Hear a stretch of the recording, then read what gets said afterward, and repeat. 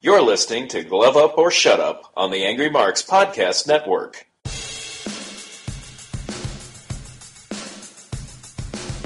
You're listening to Glove Up or Shut Up on AngryMarks.com with Peter H. and Stevie J.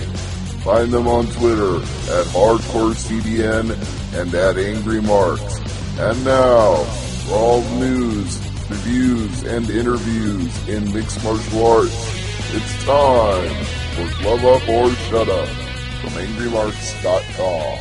And welcome everybody to another episode of Glove Up or Shut Up right here at AngryMarks.com. My name is Peter H. and I'm joined once again by my co-host from Omaha, Nebraska, Stevie J. Good evening, good morning, good afternoon, whatever time it is you're listening to us, because we're on the iTunes feed, keyword Angry Marks, on demand, available for you at any time. But this show debuts for the first time on Wednesday nights at 8 p.m. Eastern. So if you're listening to it on AngryMarks.com, thank you for being here.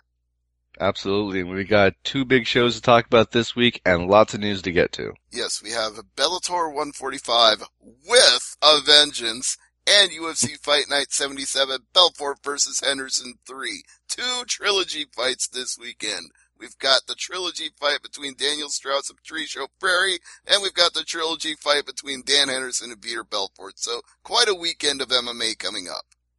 But as the news goes, we got lots to get to, so let's not waste any time with, let's start with Jon Jones and Daniel Cormier. Yeah, well, you knew this was going to start the moment he got reinstated, and they can't resist taking pot shots at each other on social media. No, it's not pretty, folks, and let's just say my opinion of this fight has changed in the past week or so. I've never been a fan of somebody coming off a long layoff and getting the automatic title shot, but in this case, take away how much money they're going to make out of this. This fight has to happen, because Jones never lost the title. I'd prefer to see him have one fight under his belt to shake off any rust, because if Cormier wins, they could always say, okay, well, that was my first fight back. Let's have a trilogy fight. Let's end it with one more match.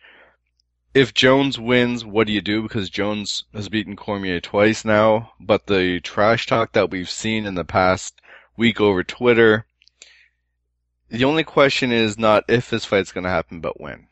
It's when. And there's just too much animosity between them to not settle this, because there were unresolved issues from the last time they fought, and those issues never really went away just because Jon Jones went away and Cormier won the title in his absence. So even without him being the interim champion or current light heavyweight champion or whatever you want to consider him as, if you want to say Jon Jones is the uncrowned champion because he never lost, that's your business. All I know is there would be a gripe between them with no belt on the line. These two would still have at it. They should both have belts in their camp, walking with it to the cage. Be like, if you want to have a wrestling reference, you could say Shawn Michaels and Razor Ramon. No, I was going to go even one better. You could do the real world champion versus the world champion. You could take it all the way back to the early 1990s. Or a more recent reference, Cena and Punk. I suppose you could do that as well. But it's a fight that we're going to see now. There's talk it will be in New York. But then again, it's a whole legislation issue again. They're trying to do that in the court. They're still trying to fight that out by saying, we've got to show at Madison Square Garden, and this law is illegal. So they're going to fight it out on that grounds. I keep saying this. They don't even need to have a card for Madison Square Garden. They just need to say they have a card, just so they can fight it in court. Now, do you think they jack up the price for this show, or do you think it's going to be the same price as all the other pay-per-views? I think it depends entirely on where they hold the fights. If the fights are in Las Vegas, then ticket prices will be scaled upward accordingly, especially for a venue like the MGM Grand Garden Arena. But if they're going to try to do it in a big stadium that can hold tens and tens of multiple thousands of people, then you might have all kinds of price ranges for the fight. If it's like a stadium show like Dallas or Toronto, or, maybe have it on a neutral site, have it overseas or something. Yeah. I mean, it's big enough it could headline in some stadium in Australia or Europe. It can be done. But we know this fight's going to happen, and we're so far away removed that, we can't make predictions now, but I really hope they make like a countdown special, prime time, whatever you want there. You realize that doesn't even need to be a question. They're going to make every single thing. They'll make a countdown special. They'll make a primetime special. They'll make a road to the octagon special. They will hype the living shit out of a fight between Jones and Cormier for the second time. They will not resist. They will go all out. Hopefully Heidi can go cover it as well. Oh, hopefully Heidi doesn't get hit with a shoe. Let's move on to Bellator 146. They've added a couple of prelims to the show, including That's not a prelim fight. Guillermo Viana and Houston Alexander. That's on the main card. That's the main card fight? Okay. Jeez, I just butchered that name really bad, but I know Houston Alexander, and, that's a tough guy there, so. Of course, yeah. Well, he came off a tough fight, too. The first fight with Virgil Swicker ended in a draw.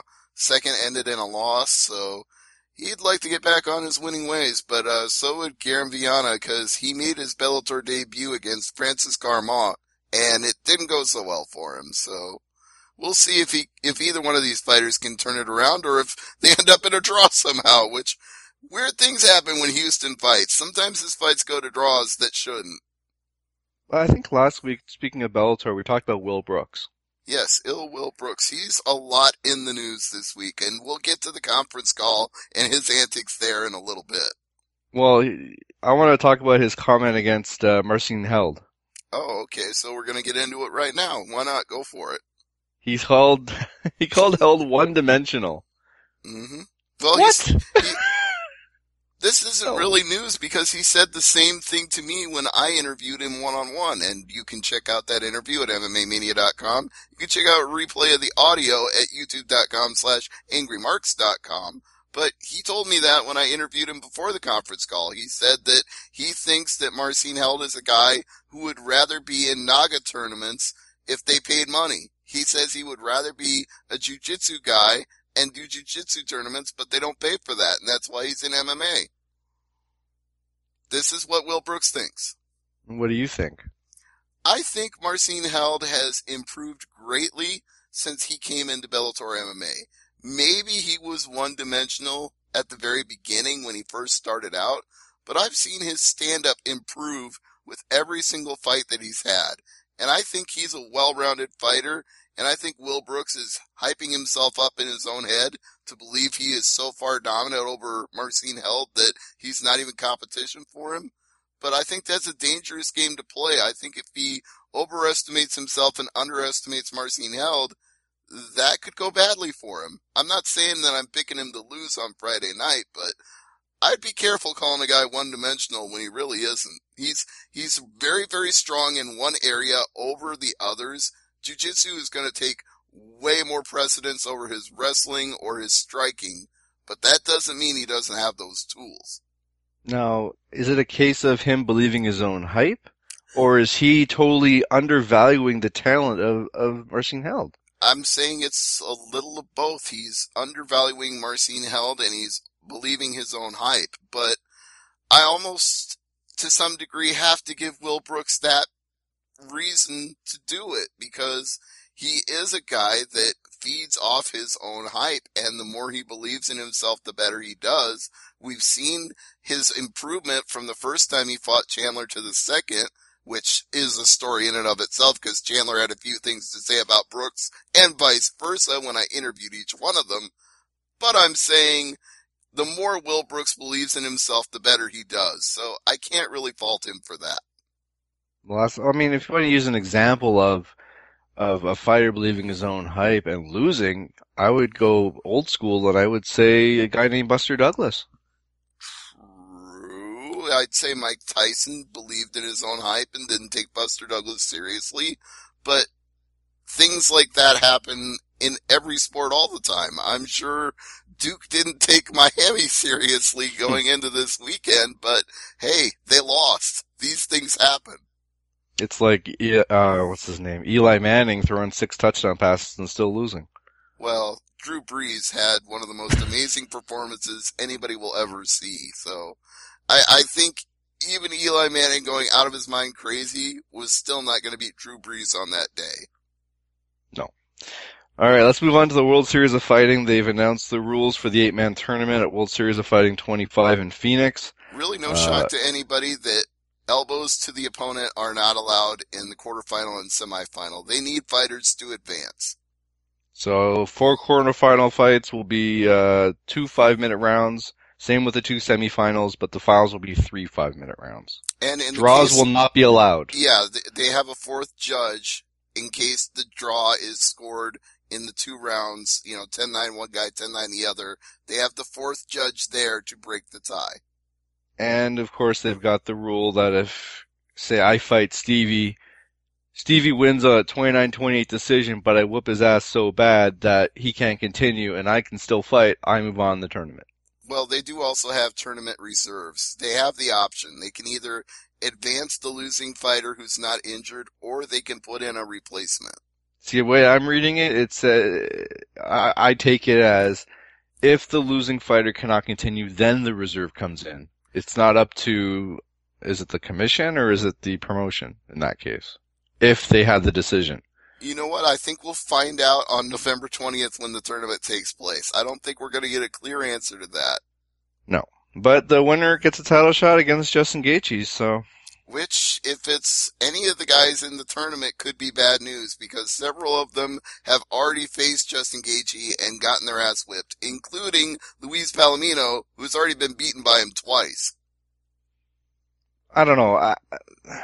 I mean, there are some names in here that I think would be a great matchup for Gaethje, and others like, again, no. Mm-hmm. Well, I don't know. Again, we'll find out on November 20th. It's all up in the air until then. Now, just as a little side note, I really liked the fighters on Twitter this past weekend celebrating Halloween. Mm-hmm. There were some really great costumes and some where they were like really, I'm not sure what they were, but then you have people like Misha Tate, whose costume didn't arrive in time, and she did like a homemade Batman costume, a sexy Batman costume in 2 hours. Yeah, I thought it looked pretty damn good. I was impressed. That wasn't her original costume, so I'm thinking, what was the original costume? She was probably dressing up as Ronda Rousey. You think so? Yeah, well, maybe that's the only way she get in the main event these days. Is to pretend to be her. Jeez, he goes there. Well, she's pretty pissed about it, threatening to leave UFC, so I'm sure that's on your list of news. Oh, we didn't mention about Daniel Cormier. He did sign an 8-fight deal with UFC. That's pretty big. Well, I think they're looking at him as being there whether he fights or not, kind of like Anderson Silva. They figure this guy always has a role in the company. They really like him. Mm-hmm. Just jumping back to Bellator, Marcus Galvo is thinking he'll get another fight with Joe Warren eventually. Do you want to see that fight? Well, a third fight between them is interesting because the first one was controversial, the second one was decisive, so a third one might settle the issue once and for all. And we do have an injury update, or injury news I should say. Matt Brown is out of his fight at UFC Fight Night 78 against Kelvin Gastelum, but it will not be Tyrone Woodley as the replacement. Well, Woodley is theoretically number one contender without having to do anything, so why would he jump into that? Exactly. But I'm wondering who you would put though in that, because it's a good fight. I mean, Kelvin's a good fighter. It's a shame Brown is hurt, but I mean, especially like these things happen, injuries happen in training camp, although we're seeing less of it this year as opposed to last year, because I remember last year we had a whole slew of injuries leading up to a show. Yeah, there haven't been quite as many epic disasters, but there have been a few cards that have fallen apart in pretty big ways, like the Dublin show that just took place. That one was a pretty big mess. Well, Kelvin is calling out Woodley for the fight, and Woodley basically said, thanks, but no thanks, homie, I don't need it. Yeah, but he said, it's an open, basically Kelvin goes, there's an open invitation, and Woodley responded with, it's an open invitation to use the money I sent you back towards a year's supply of metabolic meals. Oh, ouch. And then Alberto Quintana said, nothing wrong with him asking you for a rematch. Why the animosity? You scared? So Woodley, oh boy. You mean after I took the fight when he was 10 pounds over, some money back in meals? Kelvin goes, I never wanted anything. Regardless, I was thankful. I just want a chance to beat the best, and you, sir, are one of the best. Woodley, point taken. Words don't have a voice. Seemed ungrateful. When I'm champ, I'll be prepared to take on anyone. So Kelvin goes, can't wait. Wish you the best. I will try and get there eventually. All right, well. So that's the main event of that show, but the semi-main, if they can't rebook that fight, it's going to be Ricardo Lamas and Diego Sanchez. It is what it is. Yeah, and we also got that show is also the finals for Tough Latin America 2 for lightweight and welterweight. And who's watching Tough Latin America 2 right now? Not me. Not me either. Oh, man. I mean, we barely even have Ultimate Fighter now because they've been preempted for the World Series and the playoffs 2 out of the last 3 weeks. Yeah. Speaking of which, congratulations to the Kansas City Royals. Oh, boo. I mean, congratulations. Hey, you know how Bray Wyatt said anybody but Roman? Yeah. My philosophy on that was anybody but the Mets. I didn't care who it was, but anybody but the Mets. Well, I think, who was it, Blade Braxton is celebrating this week for sure. Of course. Hey, you know what? I still have the pennant from when George Brett and the Royals won 30 plus years ago. So for me, it is kind of special to see the Kansas City Royals come back around to something I haven't seen since my childhood. There was a really wacky stat I heard, and that is the only team the only team to have more comebacks by multiple runs? No. It was the only team that beats basically if you beat the Blue Jays in the playoffs, you win the World Series. Yeah, that's happened a lot. No, it's only happened twice. Oh, I guess I thought it happened more than that. This year in '85. Oh, of course. That is a funny coincidence. The only 2 times Jays only been in the playoffs 4 times. Twice they've won the World Series, and twice they lost to the Royals. I swear I thought the more interesting statistic was there had never been a team who had come from behind in so many games to win the games and win the World Series. I think 8 different times in the playoffs, the Royals were down by multiple runs in a game in late innings and came back to win. And the Mets led in every game. That's amazing. That shows you the kind of team they were. The announcers said this, the commentators said this, the people analyzing it said this, I'll say it too. The Royals put the ball in play. They don't necessarily go up there and get a power hit every single time they're on base, but they put the ball in play, they score runs, they find ways to make things happen. They creep up on you and then they overtake you. And it's sort of like mixed martial arts when a fighter wins by knockout in the 3rd round, and he lost those first 2 rounds, and he knows that if he wants to win the fight, he's got to come out in that last round or the last inning, so to speak, and put the ball in play and go for the victory. I actually heard Dave Meltzer say the same thing about Miesha Tate. I could see that comparison, yeah. Yeah, how she is maybe not the most technical fighter that is capable of being in the top of the bantamweights, but she's got heart and cardio and she can outlast people, and when she gets them into deep waters, then she turns it on. Isn't that the fighting strategy when you fight like Tank Abbott? You wait for the waters to stop being rough and choppy, and then you go for the kill? I think that's probably the strategy James Thompson wants to use with Bobby Lashley is weather the storm and then hope to tire him out. Bobby Lashley said as much when I talked to him. Speaking of which, MMAmania.com for that Bobby Lashley interview. So, speaking of Bellator, Pitbull Ferry basically has gone on record and has said that he hopes Bellator gets him more competition. Well, Goiti Yamauchi is basically saying he's, ducking him, or he's being overlooked, even though, there's a fight with Daniel Strauss coming up. So, is Yamauchi being overlooked by Pitbull here?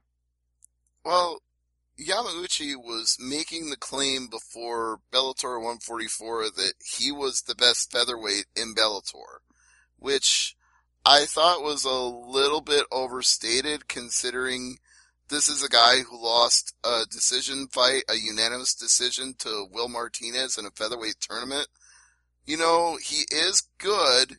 He has beaten a lot of good people. He's 5 out of 6 in Bellator, but he hasn't beaten, like, the upper cream of the crop. He hasn't beaten the guys like Strauss or Curran or Frary. So, I don't know what proof he has that he's the best featherweight in Bellator when he hasn't beaten any former or current champions.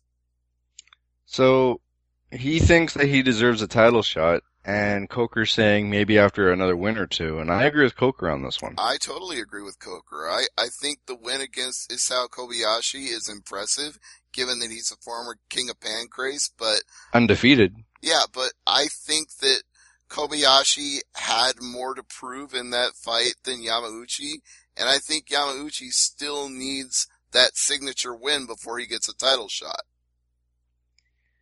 So, before we could talk about the events this week, you wanted to bring something up. You mentioned it off air about, what was it now?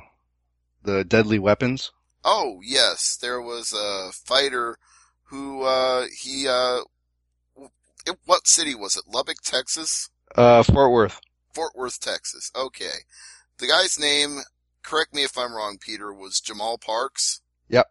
And he was charged for his hands being deadly weapons because he got in a fight with his roommate, threw him through some drywall, and then when the police officer showed up to arrest him, he took her down and ground and pounded her. So they decided to classify his hands as deadly weapons when they brought him up on charges. Yeah, it's, when you're using the words officer, ground, and pound in the same sentence, not a good combo. No, I think it's only right this guy was brought up on charges, but that's not really the question here. The question is, should all MMA fighters' hands be considered deadly weapons? No. No, the judge said that he thinks the fighter was also on drugs at the time. Right. And the interesting thing about this story was Travis Lutter has a gym in this guy's hometown. And for those of you who are relatively new to mixed martial arts and haven't been watching as long as Peter and I have, Travis Lutter is a guy who won the comeback season of The Ultimate Fighter in his weight class and earned a title shot against Anderson Silva and then failed to make weight for a title fight. That was pretty much the doom of his UFC career. I mean, he hung around for a little while after that, but he was never going to be taken very seriously after that. And the guy is a wizard on the ground. He is a jiu-jitsu expert. He has a lot to teach, so it's good that he has a gym and he can show people these things, but it was just very curious that, okay, the only reason they're talking to this guy is because he has a gym in the same town. Otherwise, who really needs to interview Travis Lutter to get his opinion on this? He just happened to be the local guy. And just for the record, he lost to Silva second round via elbows. Exactly. Yeah, well, he had one great round with Anderson Silva and then no cardio, which I guess shouldn't be surprising since he didn't make weight. No. So, I mean, he's 10-6 in his career. He's retired now, but he does own a gym and he's a black belt in Brazilian Jiu-Jitsu. So, and I will give him credit. He actually came out on the side of a fighter's hands aren't deadly weapons just because they train mixed martial arts. So I agree with him on his point in the article when they interviewed him about it. And just to put a bow on this story, the former fighter, I guess you could say, was sentenced to 6 years in prison with credit for time served. The thing that really struck me about this when the article was pointed out to me by a friend of mine on Facebook was it's interesting, but with all due respect, whoever heard of Jamal Parks before this? It's not like the guy was rising up the ranks. It's not like we'd seen him in a signature fight on Access TV or UFC Fight Pass or anything of any substance. So to call this guy a professional fighter might even have been a little bit of a stretch. So the one thing that you know, I want to say about this is that this is a very old case. I'm not sure what the backlog is like in the courts in that state or that county or whatever you want to call it, But this happened in November 2013. Right. Well, no, This 2 is years 2 years. That's not really a surprise. I mean, it could take 2 years for a case to work its way through the court in any state. Really?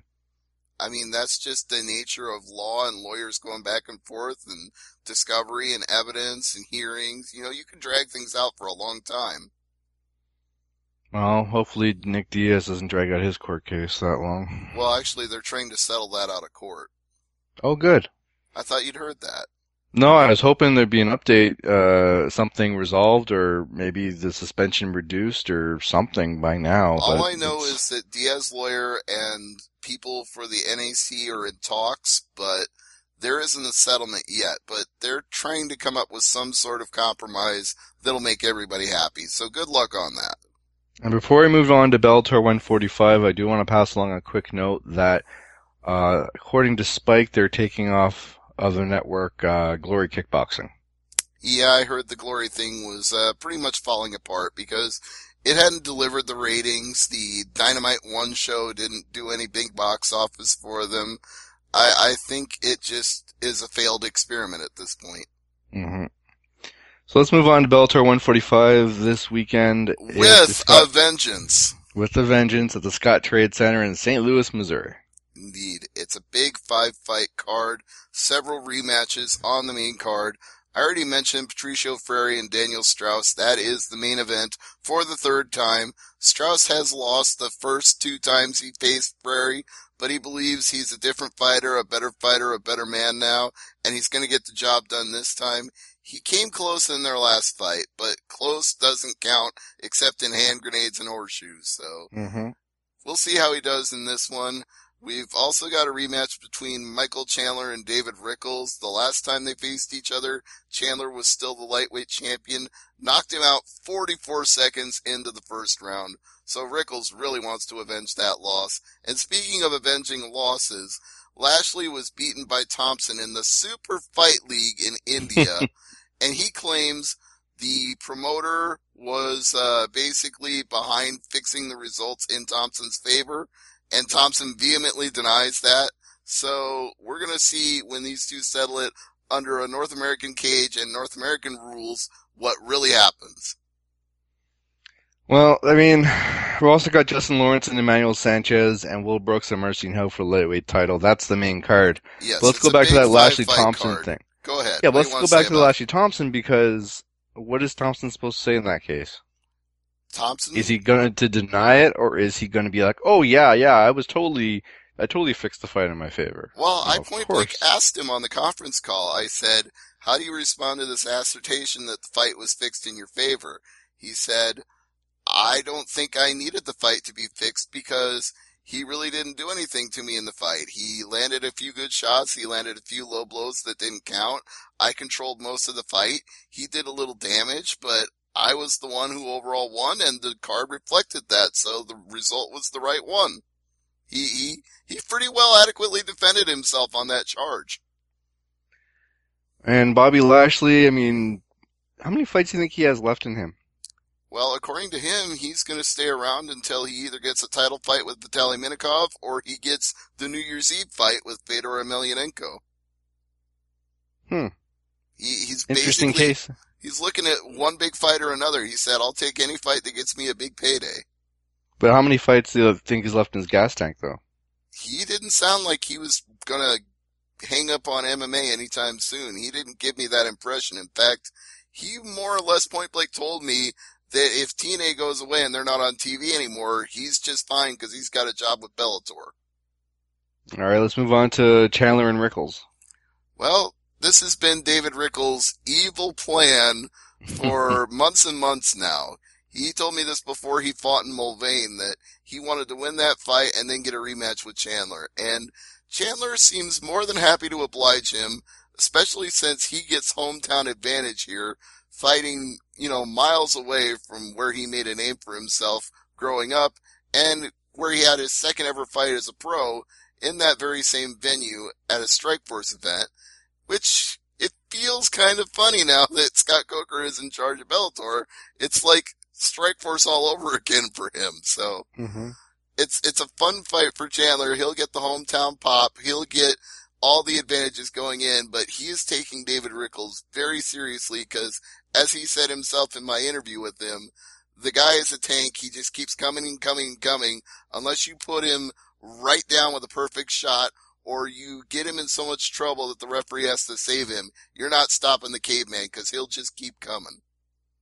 No, the caveman reminds me of, not Evan Tanner, but, who's the fighter, the Energizer Bunny in UFC? Oh, you're talking about Clay Guida? Yeah, Clay Guida. Yeah, he does have that relentless energy about him. You just can't seem to slow David Rickles down. He will keep coming at you and coming at you hard. That said, you didn't give me your prediction in the last fight, so I'll ask you for that, and I'll ask you for this one too. But I got Bobby Lashley winning the first fight, and I got Michael Chandler winning this one. You know, I'm going to go with Thompson in the first fight, and I'm going to go with Chandler in the second. So, what do you think Thompson's going to do before I ask you about what you think the fight's going to be like with the lightweights? What do you think Thompson will do to win? I think he's just going to overpower Lashley, and basically, it's not. I don't see it going to the ground at first. If it goes down the ground, I don't know, but I think Thompson will just maintain center of the cage, and and not saying impose his will. Like Lashley's going to get his licks in, but I think Thompson wins either by a knockout with like a sudden shot that Lashley doesn't see coming, or I hate to say it, 29-28 or 30-27. I honestly think pretty much the opposite. I think Lashley is going to get to him. He's going to double leg him. I think Thompson is bigger and probably not going to be able to get up off his back because of that. I think Lashley's going to be able to hold him there and work him over. Now, as for the Chandler don't tell me fight, don't tell me he's going to Ben Askren him. I didn't say that. I think Lashley can get a finish on the ground. I'm not worried about that. But Okay. as for the Chandler fight, I like both of these guys going into the fight, but I think when it comes to the upper levels of competition, Chandler has been all the way to the mountaintop and Rickles hasn't. So I think just by virtue of experience, Chandler is the better fighter and already beat him once, so it's hard to see how Rickles can overcome that when I think Chandler is already the better fighter. All right, what about Justin Lawrence and Emmanuel Sanchez? This one's interesting because originally it was supposed to be Pat Curran fighting Justin Lawrence, but Curran had to withdraw due to injury, and Sanchez is coming back after just having fought, a month ago? Mm-hmm. Not that long ago, the show in Hidalgo, Texas, when he fought Henry Corrales.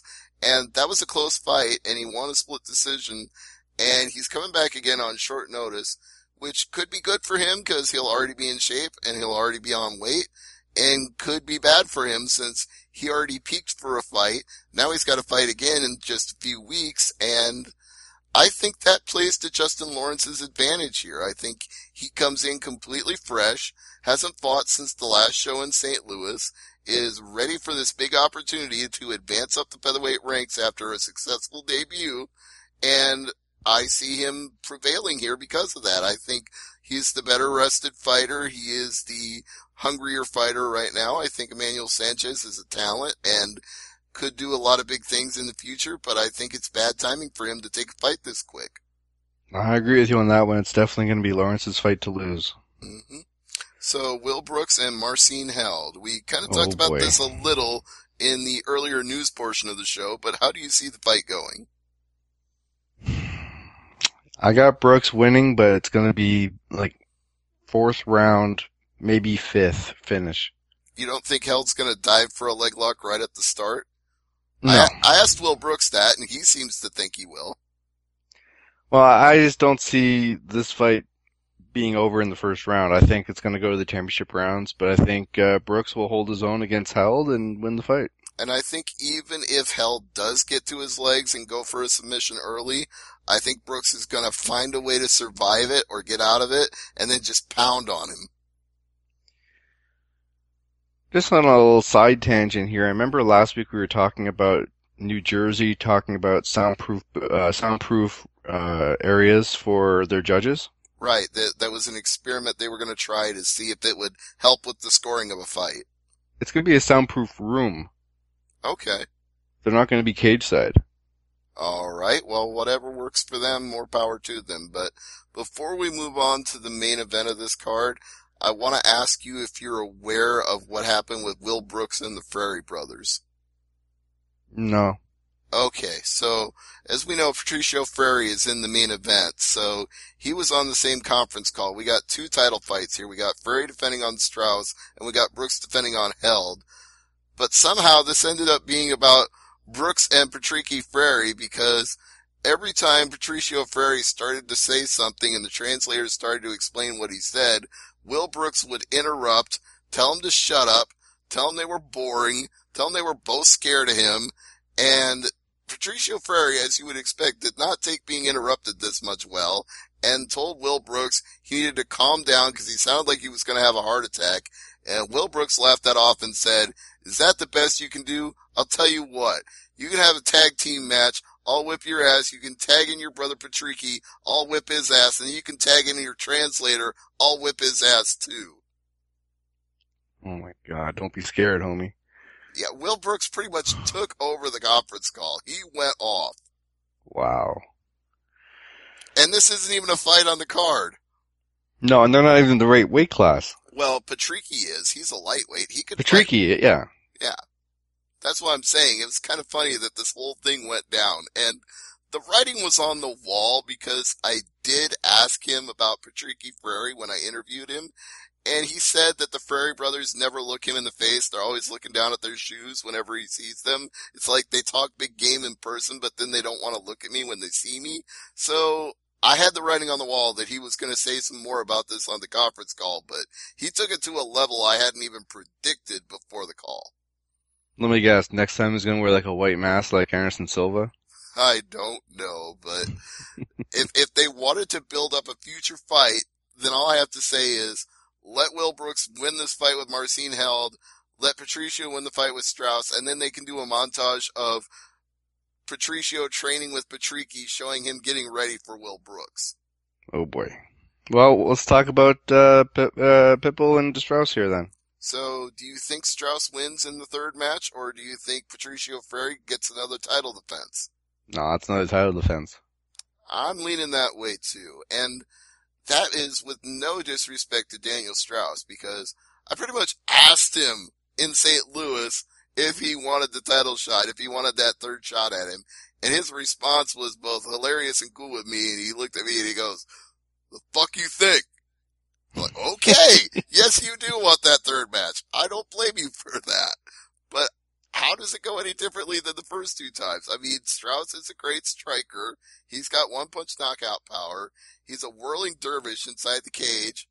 Whirling dervish, oh my God. Yes, I would totally say that fits him. The way he fights, his style, his dreads flying everywhere. He is a maniac in there. He is a really good fighter. But I think the calmness of Patricio Frary, his resilience when he's been in danger and found a way to come back from it. I mean, look at what happened to him in that fight with Daniel Weichel. He was 1 second away from losing. That fight went 1 second longer in the first round. We'd have a different champion right now. But he came back from that. He came back from nearly being beaten in the first round and found a way to overcome. That is what Patricio Frary does, is you get him in danger, you think you got him out of there, and then you don't.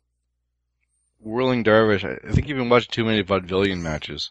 Could be, but I will say that I think Patricio Frary can weather whatever kind of storm Daniel Strauss can throw at him, because he's already done it twice. Let's move on to UFC Fight Night 77, Belfort Henderson 3, and our second trilogy fight of the weekend. There's a couple things I want to talk about. One, Dan Henderson apparently found a passed out drunk guy at his hotel room in Brazil. Okay, well, that's... What's with UFC fighters and drunk people all of a sudden? I have no idea, but I think that's more amusing that you would try to sleep it off in Dan Henderson's room. That's one guy I wouldn't mess with if I was a drunk. But if he was drunk, he probably didn't know any better. And just before we go through this card, I forgot this one news item. Do you remember Ronda Rousey's trainer, the one she just separated from? Which one? Are we talking about one of the, Terabithia? The Glendale. Yeah. Yeah, okay. He filed for bankruptcy. Oh, wow. So it's putting that whole Glendale club's fighting future, like, serious jeopardy if the guy's, going belly up. Well, if Ronda Rousey was the only person you had that was keeping that place afloat, then I'm not surprised. It's still big news item, though. It's stunning to see that, to be honest, but Well, sad to see. it is. Do you want to start with? Do you want to start with the main card? Or do you want to start with the prelims? Well, what can we talk about on the prelims? There's a couple of fights that I think might be of interest to people. Maybe Clay Guida and Thiago Tavares. Maybe Gleason, That could be a fight of the night, actually. maybe Gleason Tebow and Abel Killa Trujillo. Those are two potentially good fights. Trujillo, I want to see something from him this fight. I want to see him really dominate. But Yeah. Gleason Tebow is pretty badass. Like, it's going to be a good fight, but Trujillo's got to win this. Well, he was doing okay until he got choked out by Tony Ferguson, so... Is there really shame in that, though? Ferguson's a great submission artist. Well, he's an even better knockout artist, so... Yeah, that's true. I think it was more surprising that Ferguson choked him out instead of knocking him out, but... No, I think there's no shame in that loss, and I think Gleason Tebow, he might actually be the guy with more to prove, because he lost to Tony Ferguson too, so... Let's see what happens here. Boy, I think if you have Ferguson sitting cage, I said, I beat both those jokers. That would be kind of funny if they did put him there to watch. Now, going to Clay Guida and Thiago Tavares, I mean, I think that's fight of the night possibility here. It depends on what kind of fight you get, because we already talked about Clay Guida being the Energizer Bunny of the UFC featherweights, but he can have two completely different kind of fights based on that style. He can have a really fun fight that's really engaging and a lot of strikes and a lot of wrestling, or he can have a really boring fight where he's just moving so fast that his opponent can't hit him, and he doesn't really do that much either. You never know what kind of Clay Guida you're going to get. Somebody asked me if Clay Guida's punches are pitter-patter. No. No. In fact, I nearly got run over by Clay Guida backstage, and let me tell you, if that collision had occurred, I'd be feeling the worst of it. Can you just remember that truck? Yeah, I saw him coming and I dodged quickly like, yeah, this guy would bowl me over. He may be a lightweight and I may be a light heavyweight, but he'd run right through me. Alright, so going to the main card, let's start with Corey Anderson against Fabio Maldonado. Yeah, well, Corey Anderson is stepping up here. He is? This is a very big fight for him, coming in on short notice, filling in for the injured Filthy Tom Lawler, and it's a chance to repeat the success he showed at UFC 191 over Jan Blachowicz. Mm-hmm. Fabio, I don't know, I mean... He's a brawler. He's best known for getting in slugfest. Every time we talk about him, that's the story. Like, is he technically great? No. Will he put on a good performance that'll entertain a crowd? Yeah, that's pretty much why you put Fabio Maldonado on a card. Yeah, you're not going to have a wrestling clinic with him, that's for sure. No. You're going to have a scrap. And if Corey Anderson's your opponent, oh boy, it's... Yeah, lights out Corey Anderson. This is the guy who had probably the most famous knockout in Ultimate Fighter history. I'd say one of them, not the most. Okay. I think the most has to be... Maybe the most is overstating it. I'll retract that. Let's say top 5. Okay, actually, I agree top 5. I still think the number 1 has to be, that spinning heel kick knockout and the whole place just went silent. Like you hear a pin drop. I kind of thought that's what we were talking about. Well, no, not Corey Anderson. It's, who's the one there? He lost to Kelvin in the finals. Uriah Hall. Oh, okay, Uriah Hall. That's what I'm thinking of. That was the number 1 in my books. Mm-hmm. Where it knocked out Sella. Sella actually is fighting on the prelims of the Bellator show this weekend. Right. But as far as Ultimate Fighter, yeah, I'd say top 5 for sure. Mm-hmm. Now, what about... well, before you move on, Corey Anderson is the minus 515 favorite. Maldonado is plus 375. Minus 515? Minus 515. It's a little high. I think that's appropriate. Now, before we move on to the next fight, because I noticed Rashid Medov is on here, and this reminds me of the news I heard about Khabib Nurmagomedov. Yeah, he's injured, I believe. Mm-hmm. Yeah, he is a rib injury, Mm-hmm. and his father said something along the lines of he might not come back. That would be pretty bad. That would be a sad swan song on a guy who rose all the way up to the top of the lightweight ranks and never even got a title fight. Yeah, I mean, I saw this. I'm hoping it's not true. Mistranslated, maybe? Yeah. I mean, wrestlers get rib injuries all the time, but the severity of a rib injury, you don't want a rib poking out and stabbing you. You know what I mean? Like, we've heard of like floating rib and all that garbage where it can do some serious damage to your insides if a rib gets displaced. Right. Well, So, even having a bruised rib is not a way to fight. I mean, oh yeah. it probably doesn't make sense unless you're a fighter yourself and you know how it feels. This is not something the layman can really understand, but just imagine being in severe pain when you even try to draw a breath, let alone get in there and fight.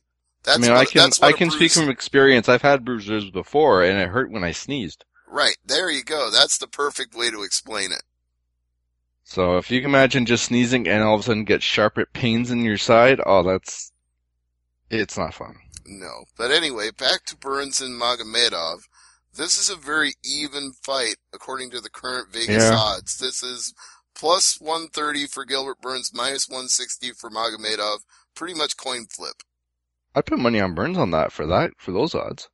I don't know. Let me think about that one for a second. Would I put money on Gilbert Burns? Yeah, I probably would. Cause, he's looked good in his 3 UFC fights so far. A couple of arm bars and a decision.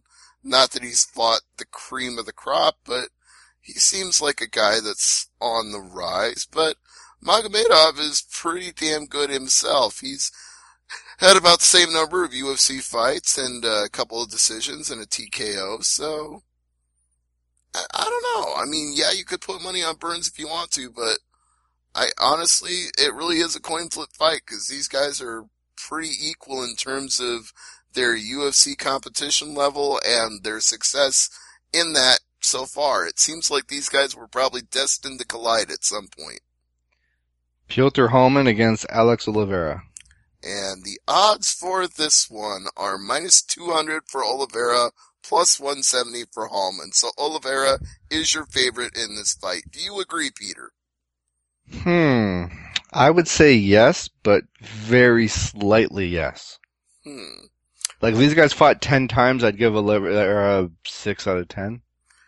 Well, interestingly enough, the only guy that Oliveira has lost to is the aforementioned Gilbert Burns.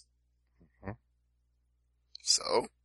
And Piotr Hallman, I mean, he's good, not get me wrong, but I don't know if he beats Oliveira here. I think I actually go with Oliveira just because I feel like Piotr Hallman is a guy that's great in the gym and hasn't really delivered on that in the UFC. Everybody talks about how great he is, and he's lost 3 out of his last 4, so it's like, sure, he has a great reputation in his home gym in Europe and all that, but what has he done for me lately? Not that much. Well, it's like a golfer. Great, you're the club pro at the country club, but let's see you in an actual tournament. Yeah, and more often than not, Piotr Hallman is coming up short in these things, so I'm going to go with Oliveira on this one. Thomas Almeida fights Anthony Burchak. No question I'm going with Almeida here, and the bookers agree minus 440 to plus 350. You want to use that term whirling dervish again? Well, here you go. Thomas Almeida is a whirling dervish of UFC's bantamweight division, and this guy is quickly moving up the ranks with 3 straight wins, including a spectacular flying knee on Brad Pickett, performance of the night at UFC 189, and I see similar things happening in this fight. Now, the thing about Burchak, I mean, he's not he's not a scrub. He's not a tomato can. This is a legitimate guy. He's 12-2, and he just beat Joe Soto, the guy who once challenged for the bantamweight title in a very strange set of circumstances. Yeah, okay, you could say that, but come on. He is a former title challenger, so come on. We do have to give Joe Soto that respect. Whether you like it or not, we have to give that to him. But Burchak knocked him out, so feather in Burchak's cap to beat a former title contender, but I don't think that makes him on Thomas Almeida's level. This kid is something special. When you watch him fight, there are some guys, you watch him fight and you just know there's something special. He's that kind of guy. It's like saying former world champion hurt in car crash and you find out it's like Great Khali. You know what I mean? It's like, when you think world champions, you don't think, Great Khali. You don't think of Soto as, when someone says former title challenger, Soto's pretty low on that list. I still give Soto the credit because he stepped up from prelims on short notice to replace Renan Barão. How'd he do? Well, he actually survived quite well. He got through several rounds and acquitted himself well in that fight. I think Barão was just toying with him. You mean Dillashaw? Dillashaw, sorry, yeah. Yeah, maybe. You can make that argument, but I think Joe Soto went out there with nothing to lose and showed that he was much better than anybody would have given him credit for in that situation. Now moving on to the co-main event, Patrick Cummins against Glover Teixeira, and which Glover are we going to see here? Well, according to the odds makers, the dominant Glover Teixeira, because he is the minus 440 and Cummins is plus 350. Now, if you're a betting, that's I was tempting. about to say, if you're a betting man, that's the one I'd lay money on, not Burns and Magomedov. If you want to play an underdog on this one, go with Cummins. Or you could parlay both? Maybe you could, maybe, but. Wow. Yeah, I think that's a little long for Patrick Cummins. I think he's proven himself capable of winning the big fight after his performance over Rafael Feijão Cavalcante. I think this guy is the real deal and should be treated as such. Mm-hmm. If Glover undervalues, Cummins' power, I mean, he's in for a rude awakening. Yeah, and I would also be a little bit worried about Glover, after he did have a great performance against Ovince St. Preux, but he had lost 2 previous fights by decision before that, so we're still not sure where Glover Teixeira is at this point in his career. He's no longer a number 1 contender, but he's still a force to be reckoned with in the light heavyweight division, and this is a time where somebody could upset the apple cart and give him his 3rd loss in his last 4 fights. I'm not saying that's my prediction, but I'm saying if it happened, I wouldn't be blown away. I wouldn't be shocked. Do you think these guys make weight? I don't see a problem with either of these guys making weight. Yeah, I don't think that'd be an issue either.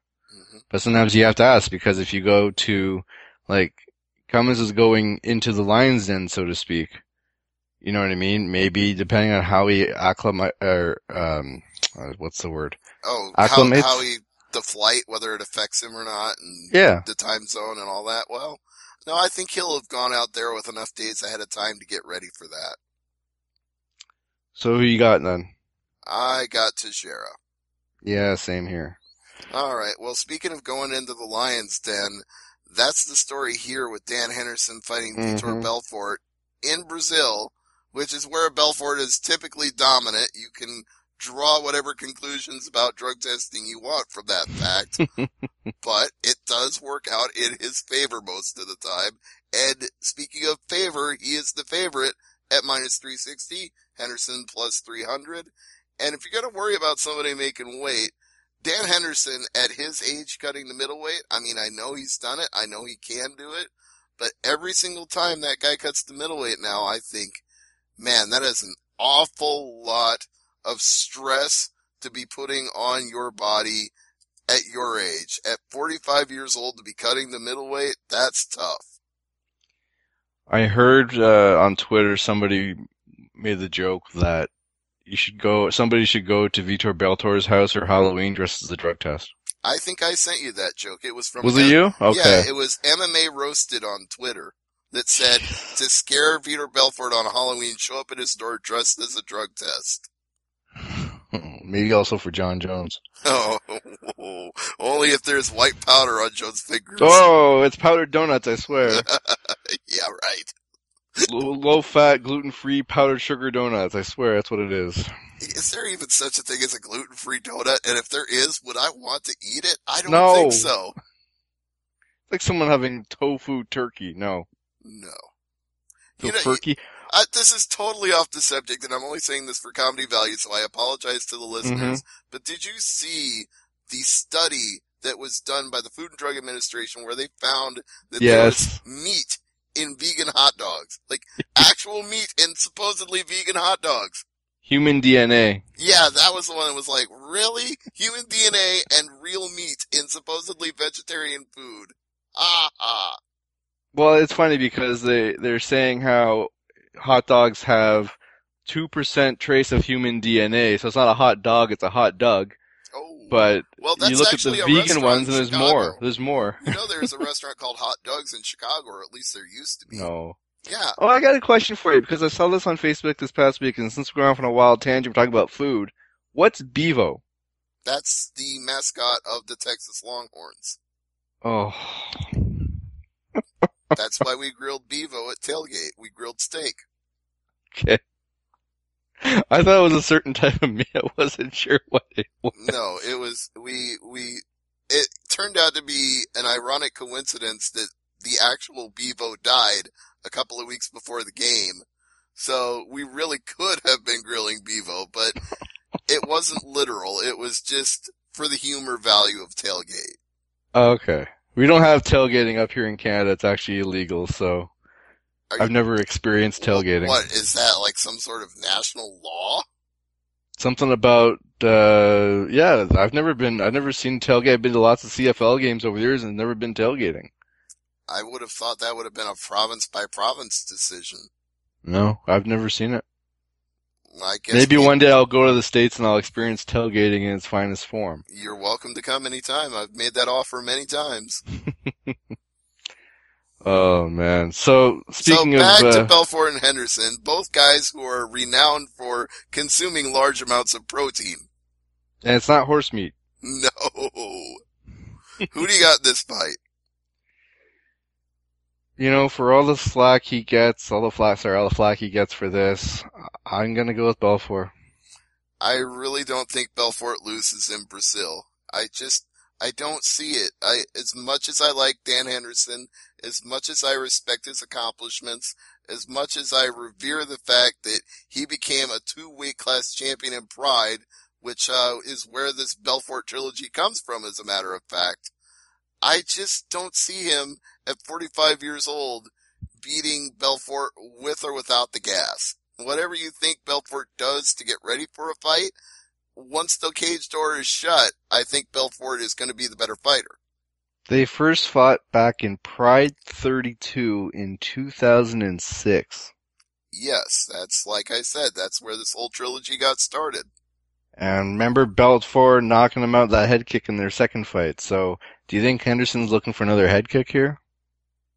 I think... Like, watch out for that kick, basically? Like, train on more blocks? I think he has to watch out for everything Belfort can do. Yeah. Again, we can say what we want to about what Belfort may or may not do to get ready for a fight, but you can't not say that Belfort is one of the best fighters out there when he gets in the cage. He can do it from any angle. He can submit you, he can kick you, he can strike you, he can go to the ground with you and outwork you. Belfort is a phenomenal fighter. There's a reason he was called the Phenom.